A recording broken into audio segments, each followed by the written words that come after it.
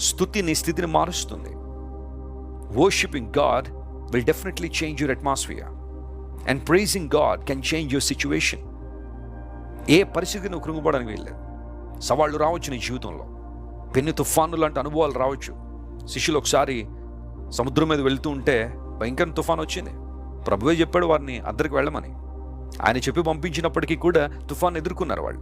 కానీ అక్కడ జరుగుతున్న అద్భుతం ఏంటంటే, తన ప్రజలు రక్షించడానికి దేవుడు సముద్రం మీద నడిచి వెళ్ళి తన శిష్యుల్ని కాపాడారు, వారిని లేవనెత్తాడు. అద్దరికి చేర్చిన దేవుడు ఆయన.